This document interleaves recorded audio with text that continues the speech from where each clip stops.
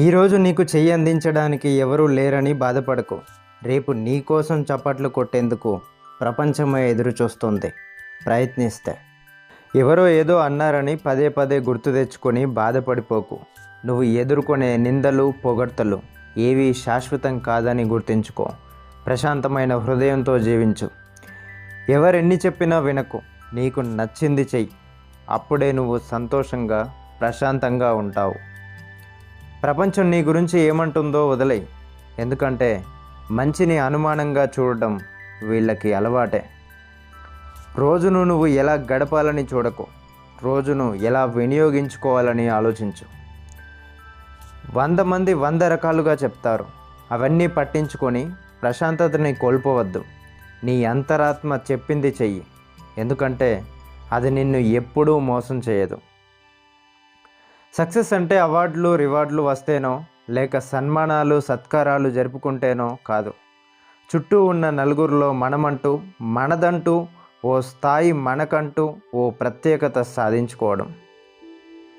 మీ జీవితం అనేది ఈ ప్రపంచానికి మీరు ఇచ్చే ఒక సందేశం లాంటిది. అది ఇతరులకు స్ఫూర్తిని కలిగించేలా చూసుకోండి. సమయానికి ప్రతి సమయాన్ని మార్చే శక్తి ఉంటుంది. తొందరపడకండి. సమయానికి కాస్త సమయం ఇవ్వండి. మీరు నమ్మిన పనిని నిజాయితీగా చేసుకుంటూ పోతే ఏదో ఒక రోజు మీరు కోరుకున్న స్థాయిలో మీ కష్టమే మిమ్మల్ని నిలబెడుతుంది.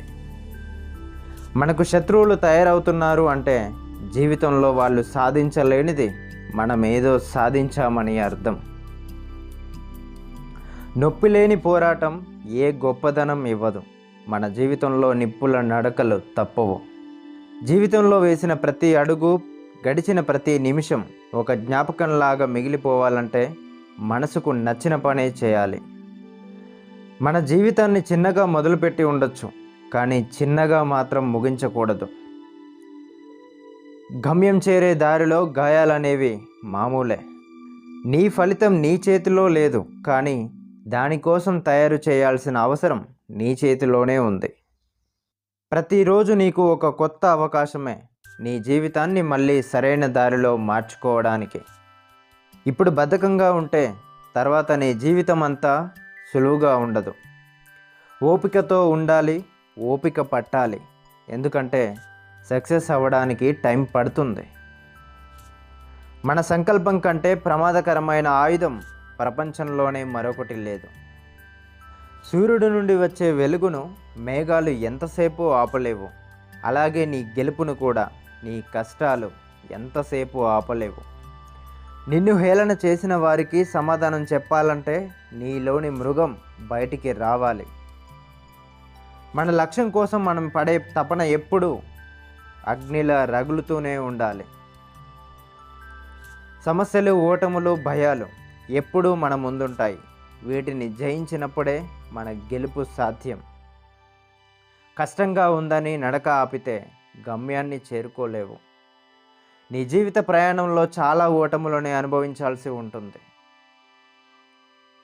నీకు నీ లక్ష్యం తప్ప మరేది కనబడకూడదు.